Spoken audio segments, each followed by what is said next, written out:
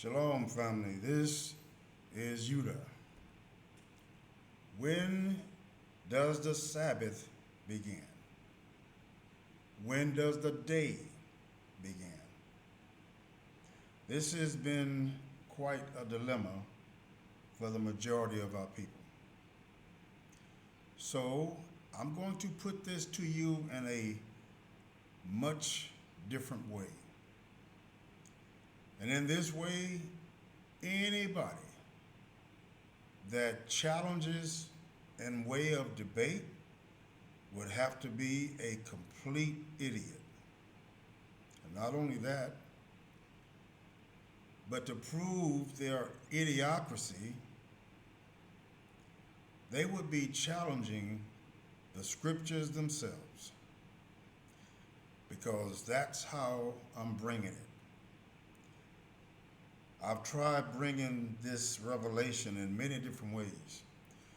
But today, we're going to let the scripture interpret the scripture. So let's begin. In the beginning, the Creator created the heavens and the earth. Now the earth was formless and empty, darkness. Darkness was over the surface of the deep, and the Spirit of the Creator was hovering over the waters. And the Creator said, "Let there be light." And there was light. The Creator saw that the light was good, and He separated the light from the darkness. The Creator called the light day, and the darkness He called night. And there was evening, and there was morning, the first day. This is the part of Scripture that has so many people confused. And I know for a fact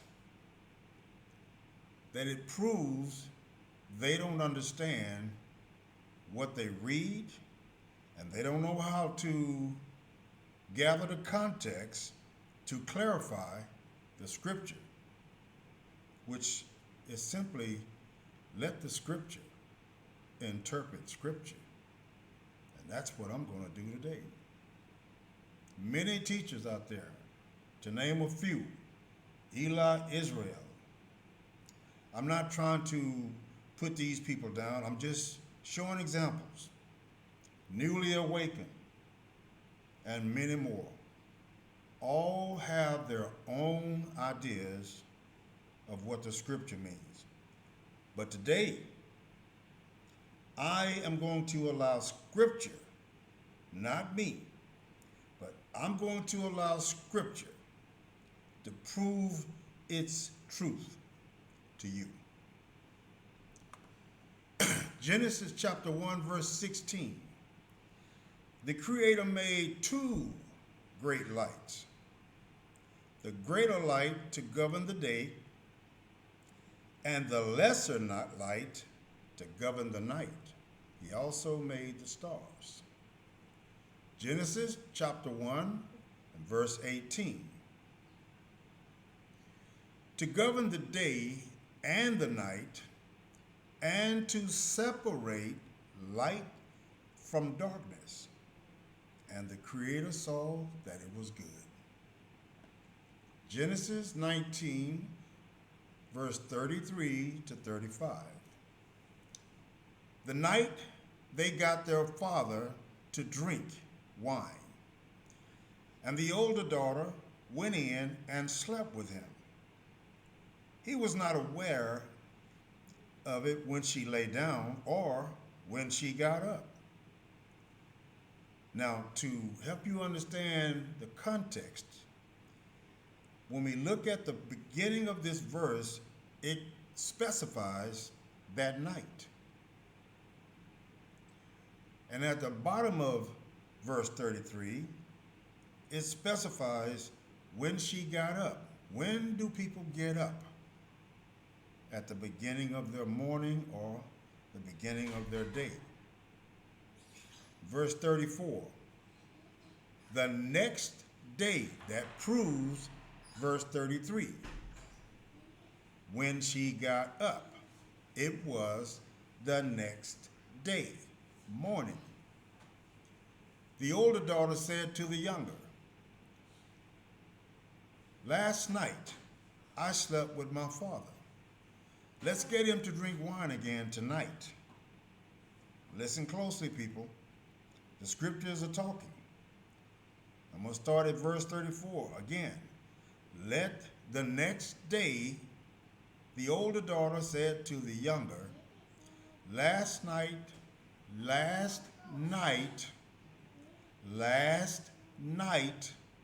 I slept with my father. Let's get him to drink wine again tonight. Now, these are the words I want y'all to pay attention to. Last night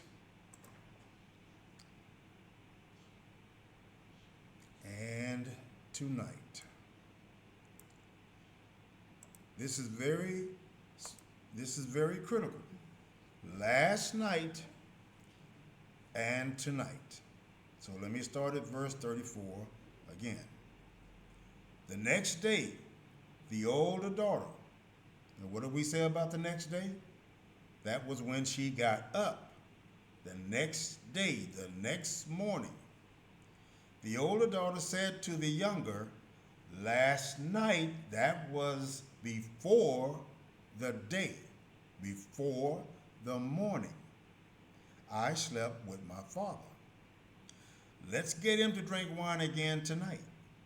So we're on another night. Not morning, we're on another night. And you go in and sleep with him so we can preserve our family line through our father. So they got their father to drink wine that night. Also, and the younger daughter went in and slept with him again. He was not aware of it when she lay down, here we go again, or when she got up the next day. Y'all gonna understand why I'm pointing this out in just a few minutes. Exodus chapter 10 and verse 13.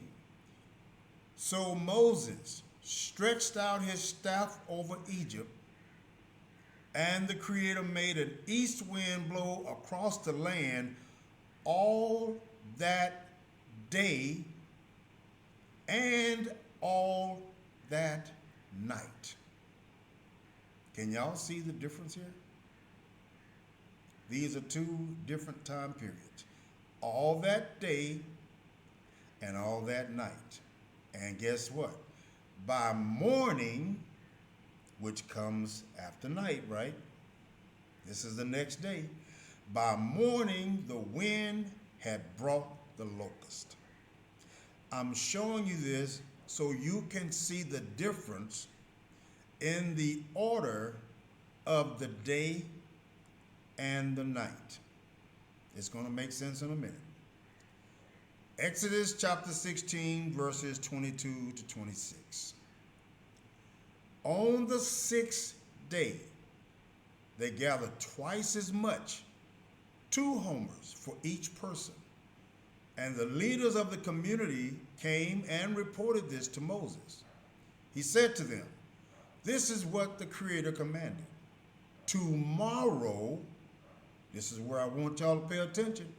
Tomorrow is to be a day of Sabbath rest.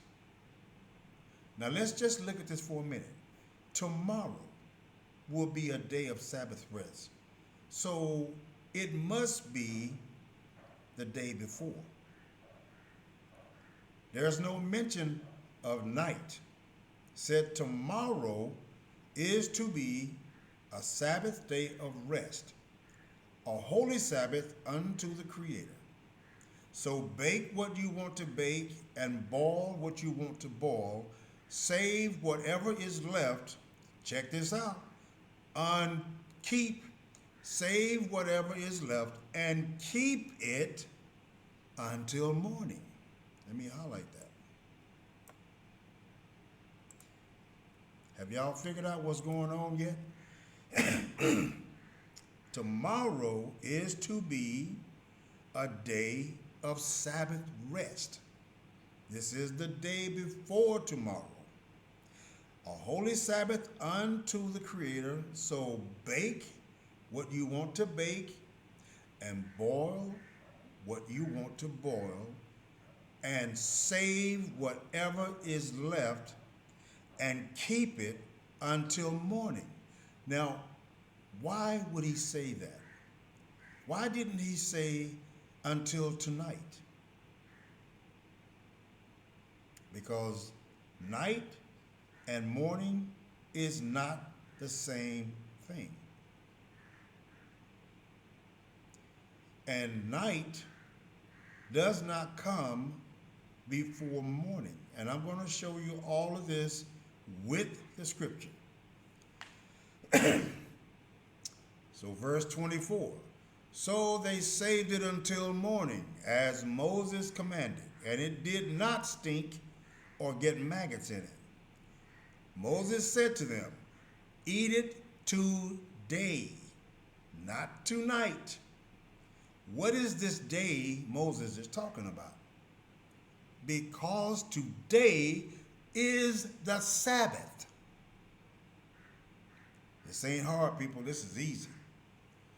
Because today is the Sabbath unto the Creator. You will not find any of it on the ground today. He's talking about the manna. 6 days you are to gather it, but on the seventh day, the Sabbath, the seventh day, the Sabbath, there will not be any manna on the ground. This is one of the clearest texts in Scripture that clearly shows that Sabbath starts in the morning. I got more proof. Exodus chapter 18, verse 13. The next day, Moses took his seat to serve as judge for the people. And they stood around him, check this out, from morning till evening. It's going to make sense. Just stay with me. Exodus chapter 32, verse 5 to 6.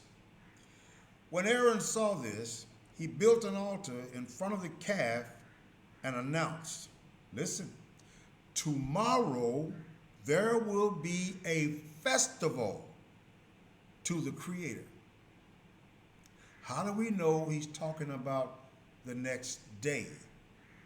Not the next night, because verse 6 tells you, so the next day, the people rose early. Do people rise early in the night? No. They rise early in the morning. So the next day, the people rose early and sacrificed burnt offerings and presented fellowship offerings. Afterward, they sat down to eat and drink and got up to indulge revelry. Let's look at Leviticus chapter 6, verse 20.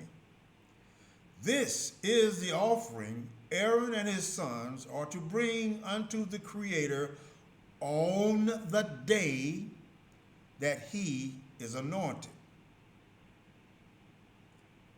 I hope y'all are paying attention, because if you are paying attention, you can shut down anybody that brings Friday sundown to Saturday sundown, or tell you that the day starts from the evening until the morning, which is false.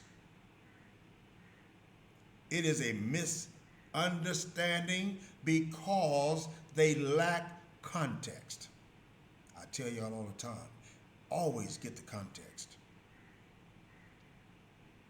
This is the offering Aaron and his sons are to bring to the Creator on the day that he is anointed. Not on the night, on the day. Not on the evening, on the day. A tenth of an ephah of the finest flour as a regular grain offering. Half of it in the morning. Now here's the proof right here, y'all. Half of that offering is in the morning, and the other half in the evening. Now, if the evening and the morning was the first day, how can this be? How? This is backwards. According to the Friday sundowners and Saturday sundowners, this is completely backwards. Half of it in the morning and the other half in the evening, completing that day. From morning to evening is a complete day. Leviticus chapter 7 and verse 15.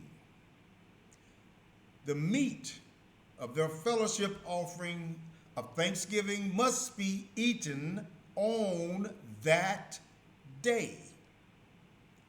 It is offered. It must be eaten on the day that it's offered. Now listen real close. They must leave none of it until morning. What does that tell you?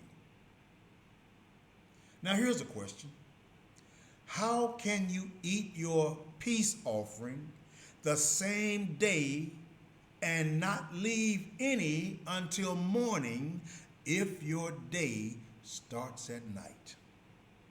Somebody answer that question for me, please. Numbers chapter 11 and verse 32. All that day and night and all the next day. Let me read that again because somebody didn't get it. All that day and night and all the next day, the people went out and gathered quail. No one gathered less than 10 homers. Then they spread them all around the camp. But I want to emphasize on the beginning of this verse, all that day. I want to see if any of y'all can make this make sense. It's not hard. All that day and night and all the next day.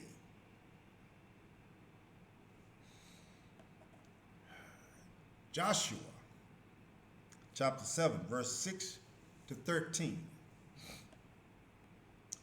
Then Joshua tore his clothes and fell face down on the ground before the ark of the Creator, remaining there, check it out, till evening. Let me run that by you one more time.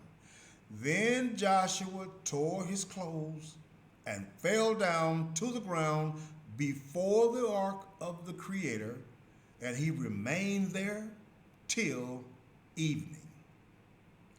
The elders of Israel did the same and sprinkled dust on their heads, and Joshua said, Alas, sovereign Creator, why did you ever bring this people across the Jordan to deliver us into the hands of the Amorites to destroy us?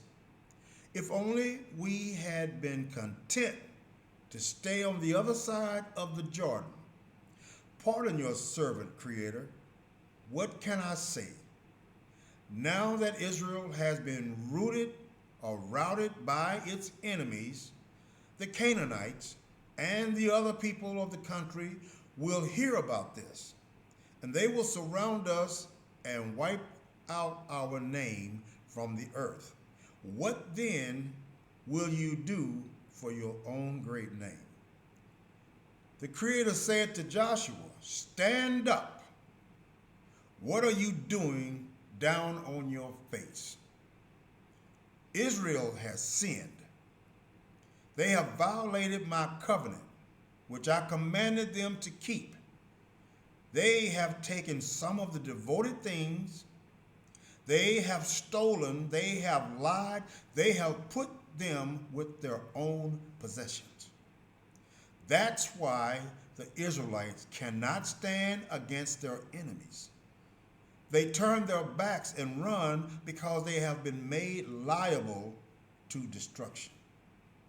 I will not be with you anymore unless you destroy whatever among you is devoted to destruction. Verse 13. Go, consecrate the people. Tell them, consecrate yourselves in preparation for tomorrow. How many can get that? Let me run it by you one more time. Consecrate yourselves in preparation for tomorrow. For this is what the Creator, the Most High of Israel, says. There are devoted things among you, Israel. You cannot stand against your enemies until you remove them.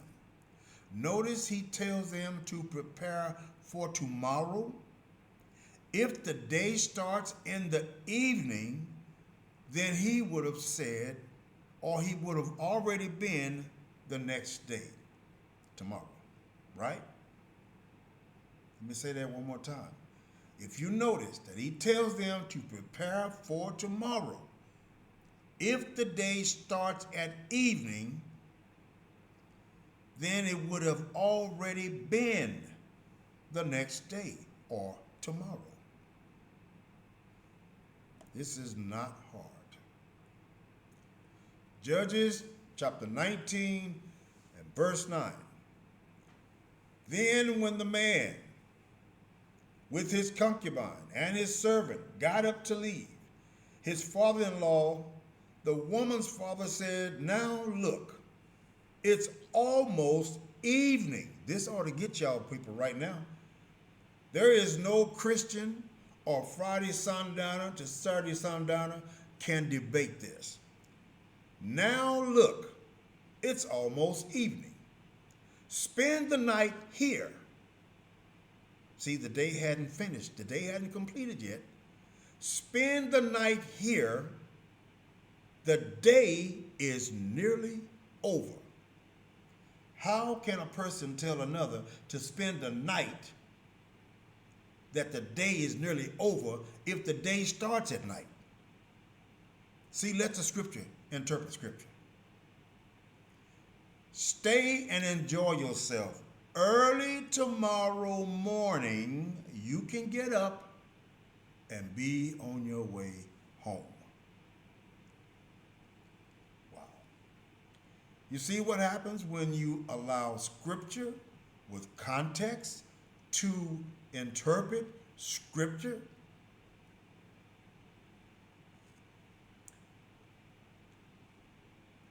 This is probably, in my opinion, the most effective way to prove without any doubt that evening and the morning was simply not the first day as you understood.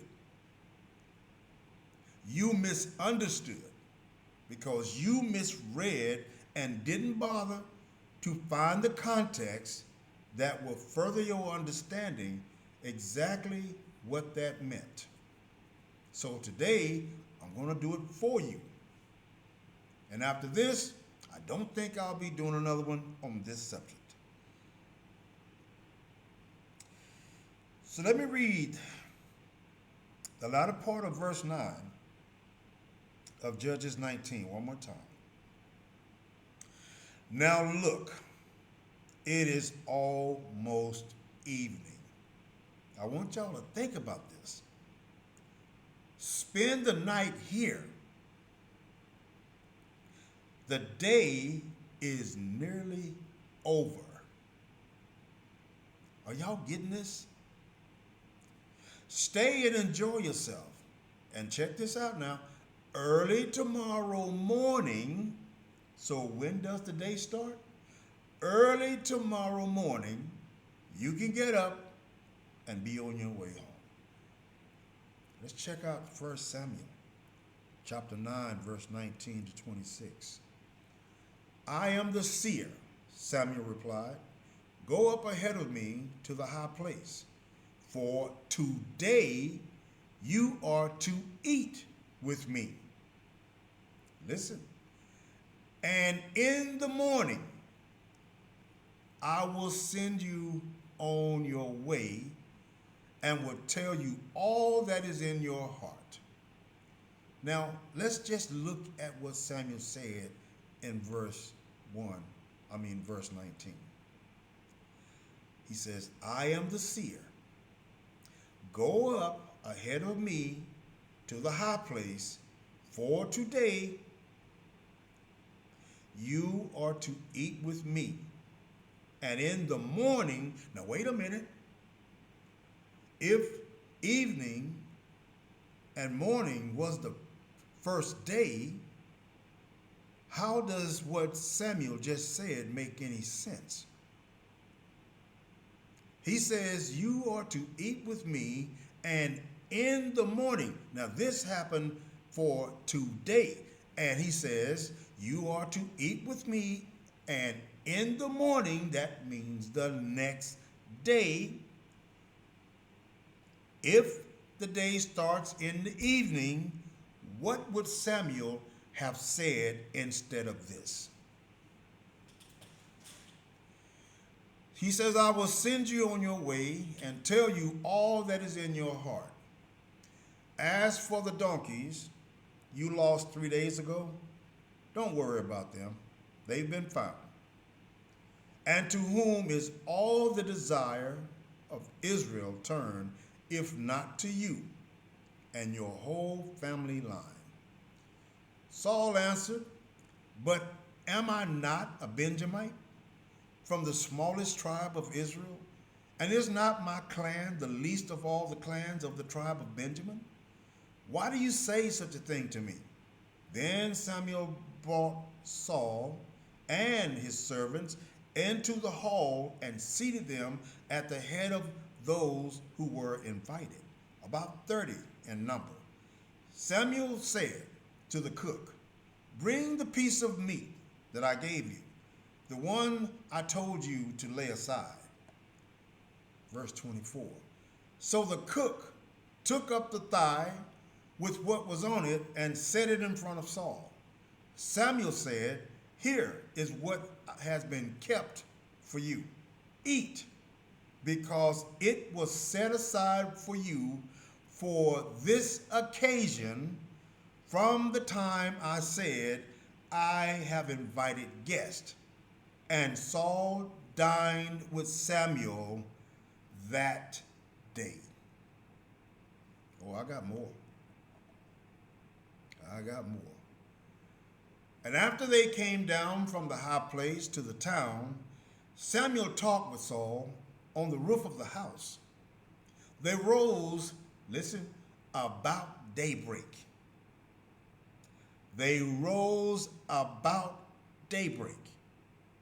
And Samuel called to Saul on the roof, get ready, and I will send you on your way. When Saul got ready, he and Samuel went outside together at daybreak. 1 Samuel chapter 19, verse 10 to 11. Saul tried to pin him to the wall with his spear, but David eluded him as Saul drove the spear into the wall. Listen, that night David made good his escape. That night, Saul sent men to David's house to watch and to kill him in the morning. Now David escaped that night, and Saul sent men to David's house to watch it and to kill him in the morning, which means night and morning is not the first day. But Michal, David's wife, warned him, listen, listen, listen, listen. If you don't run for your life tonight, tomorrow you will be killed.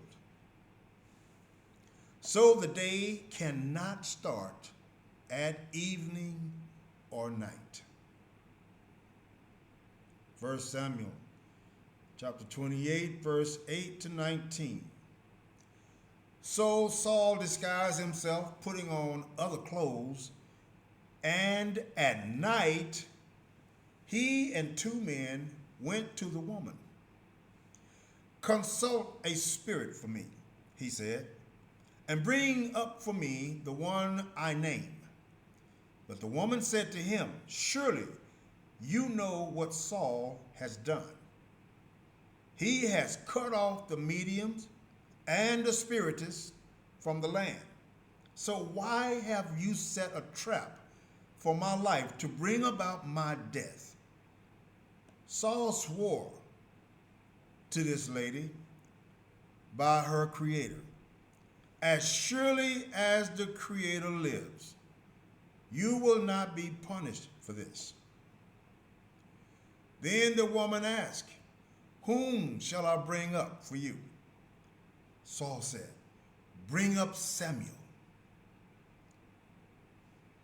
When the woman saw Samuel, she cried out at the top of her voice and said to Saul, why have you deceived me?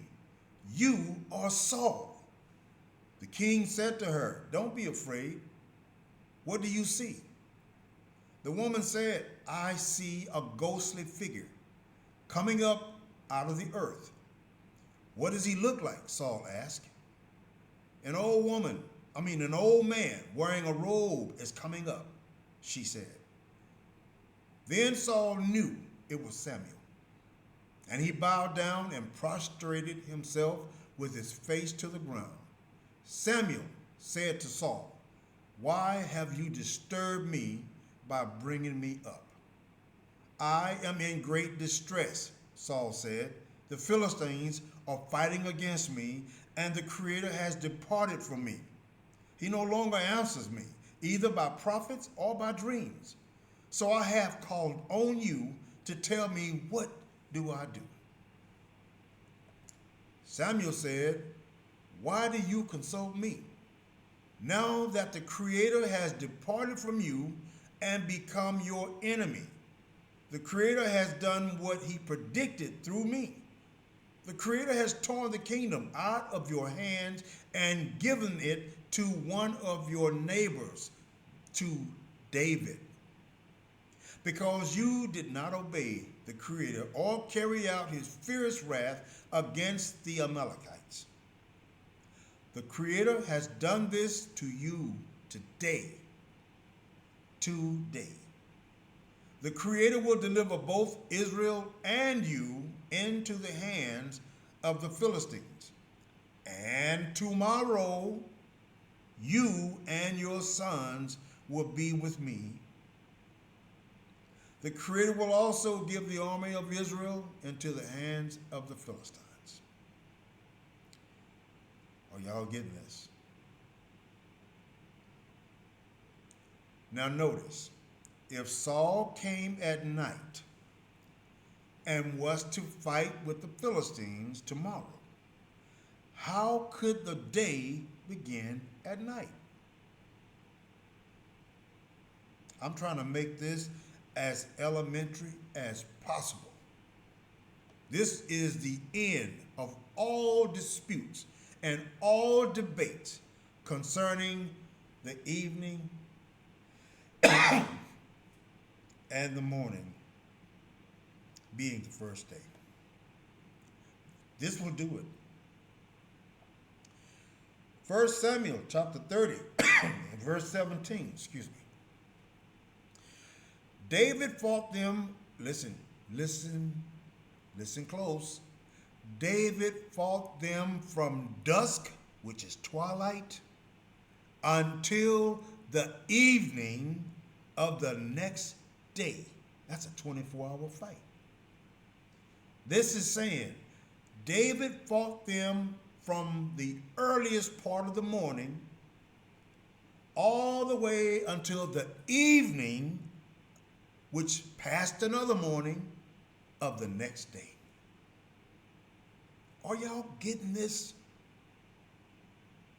This is the reason I say that all of these people that come and to my channel trying to so-called correct me have not studied.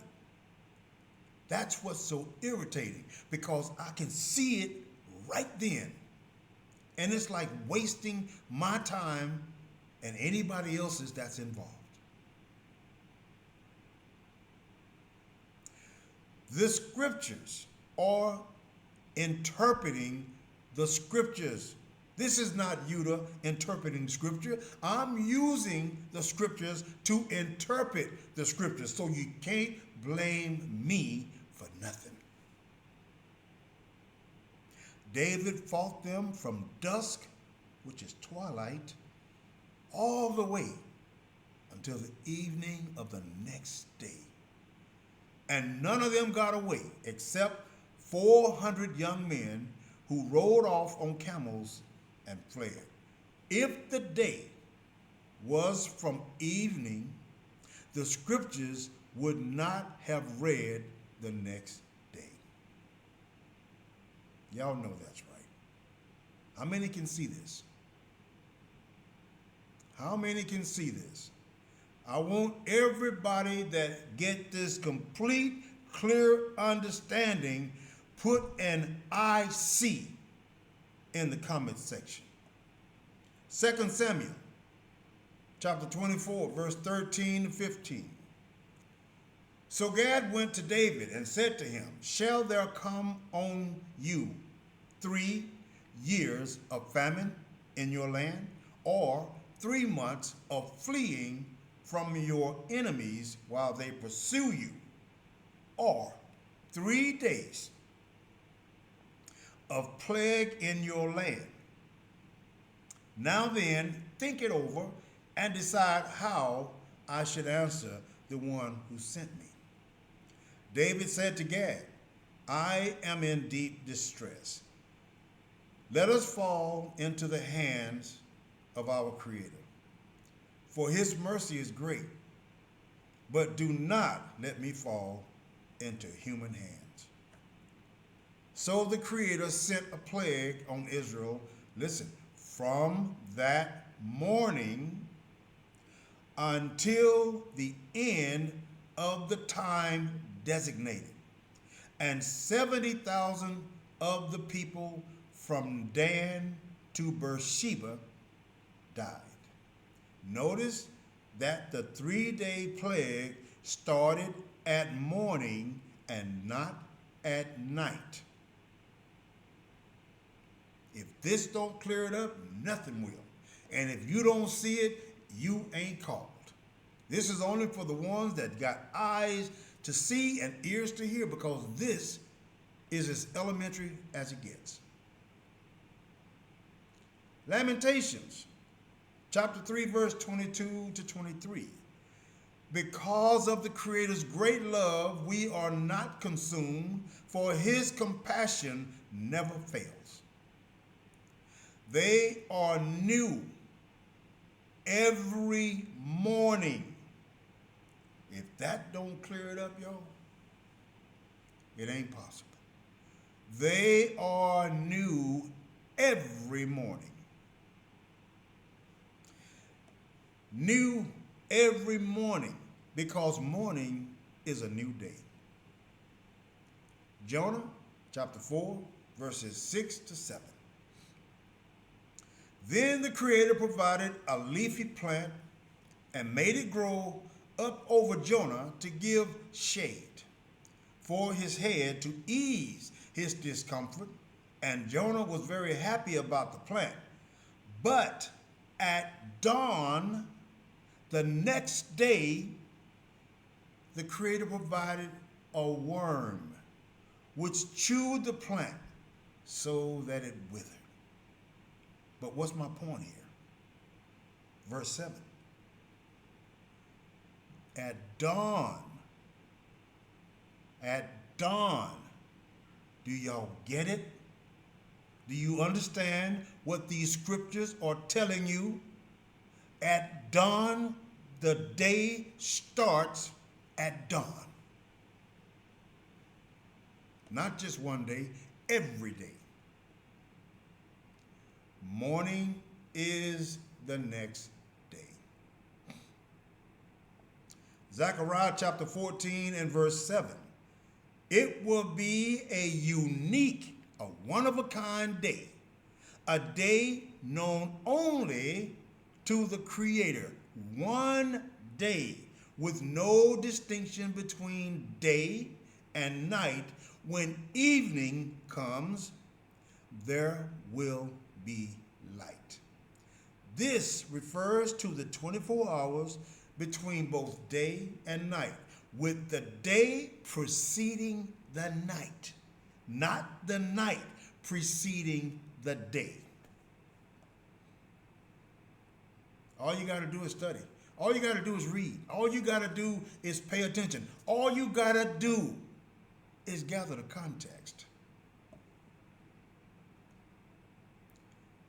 Leviticus chapter 23, verses 26 to 32. The Creator said to Moses, the 10th day of this 7th month is the day of atonement. Hold a sacred assembly and deny yourselves and present a food offering unto the Creator. Do not work on that day, because it is the day of atonement. When atonement is made for you before the Creator, your Father. Those who do not deny themselves on that day must be cut off from their people. I will destroy from among their people anyone who does any work on that day. On that day. You shall do no work at all. This is to be a lasting ordinance for the generations to come, wherever you live. It is a day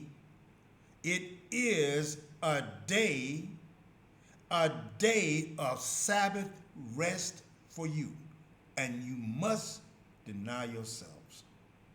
Now listen, from the evening of the 9th day of the month until the following evening, you are to observe your Sabbath. Notice how the evening follows the day. And this scripture is the Day of Atonement. It is the only time in the entire book that you were commanded to keep that Sabbath from evening to evening. It's a high Sabbath. It's different. This is the only time that you are commanded to fast on a Sabbath. So it's not like the other Sabbaths. Now I know you noticed how the evening follows the day. If you can hear, if you can see, you know this. Scripture just showed it to you. Now this day is different from others. It's from evening to evening, which proves that there is a difference between day and night. This is a high Sabbath, not the regular Sabbath. It's the only Sabbath that starts from evening to evening. And the Creator makes it clear by numbering the days that the Day of Atonement starts on the 10th. The 10th day, but the fast begins on the ninth day at evening. Now, why would the Creator command us to start the fast on the ninth day if the 10th day started in the evening anyway? You see what I'm talking about? This is the reason I tell y'all be careful who y'all listen to. Leviticus chapter 23 and verse 5. The Creator's Passover, listen real close. A lot of people get this one screwed up too. The Creator's Passover begins at twilight on the 14th day of the first month. How can you turn that into evening? And it's right here in Scripture, right in front of you. These are the Creator's appointed festivals, the sacred assemblies you are to proclaim at their appointed times. Not before, not after. The Creator's Passover begins at twilight on the 14th day of the first month. On the 15th day of that month, the Creator's festival of unleavened bread begins. Not the 15th evening, he said the 15th day of that month. Now, notice this is between the evenings. From evening to evening, you shall observe your Sabbath. It's clear in context of this law that the Sabbath day for the atonement differs from other Sabbaths in that he always specified this particular house Sabbath to be kept from evening to evening. Notice that the Creator makes it clear by numbering the Day of Atonement is on the 10th day, but the feast commences on the 9th day at evening. Why would the Creator command us to start the feast on the 9th day at evening if the 10th day started at evening anyway? Is that making sense to y'all? It also makes sense to keep this fast this way, as some children might find it difficult waking up not having eaten at all to fast through the day and then another night, a total of 72 hours. Another exception is the night of the Passover in which he led his people out of Egypt. One major problem of the evening to evening of the regular Sabbath is that it's impossible to celebrate the Passover on the evening of the 14th and eat your celebration meal that night if your day starts in the evening and then celebrate it at night. Think about that.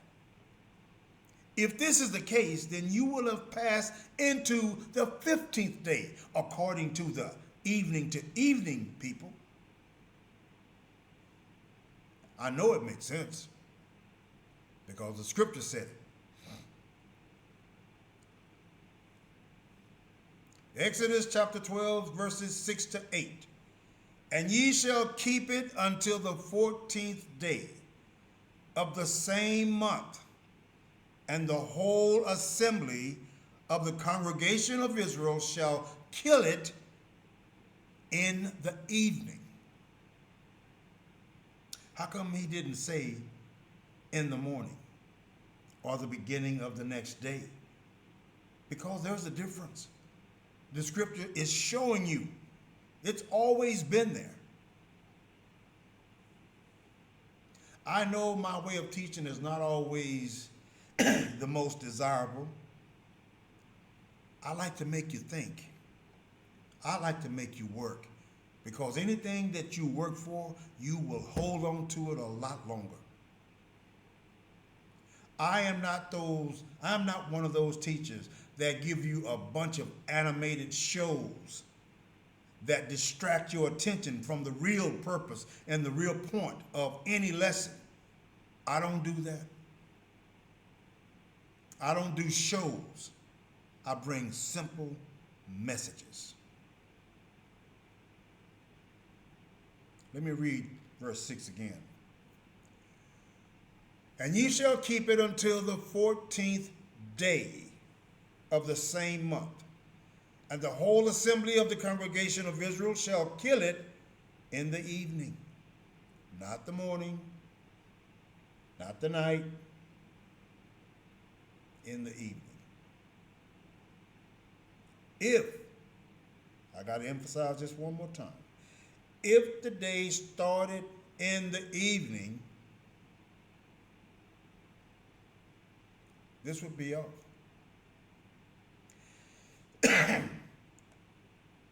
And they shall take of the blood and strike it upon the two side posts and on the upper doorposts of the houses, wherein they shall eat it.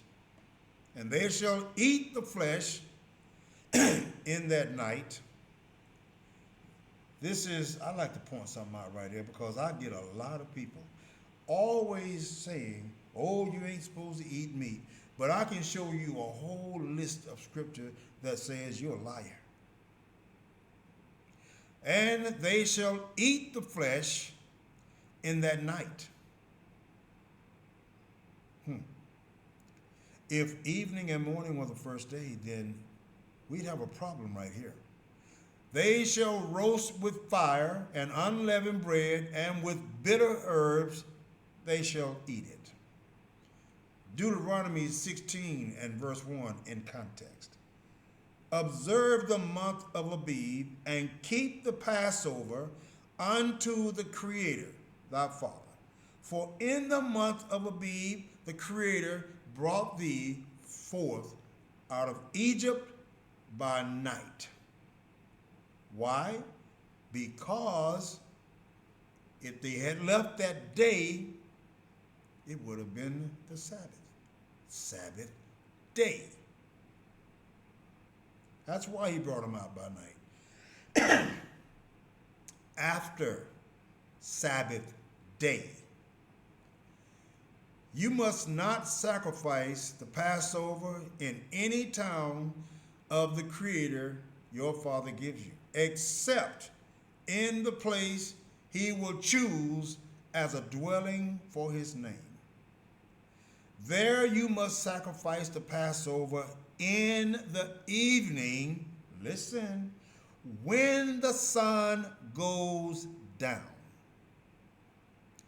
Why? Because that's the anniversary of our ancestors' departure out of Egypt. Exodus chapter 12 and verse 18.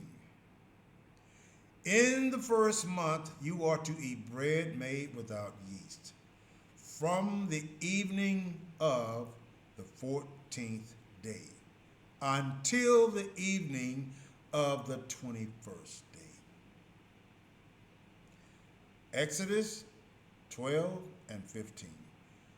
For 7 days you are to eat bread without yeast. And on the first day, we've already proved day and evening is not the first day. We've already proved that morning, the 24-hour period works like this. From morning to morning is 24 hours. That has evening in the middle. So it is not evening that precedes day. It is that precedes morning. It is actually morning, then evening, and then morning. That's how it goes. On the first day, remove the yeast from your houses. For whoever eats anything with yeast in it from the first day through the 7th must be cut off from Israel. The festival cannot begin at sundown after Passover. The Sabbath cannot be kept from evening to evening. It is a physical impossibility. Anybody with common sense, a grain of common sense, after these scriptures, should never have any more excuses. Peace. Shalom.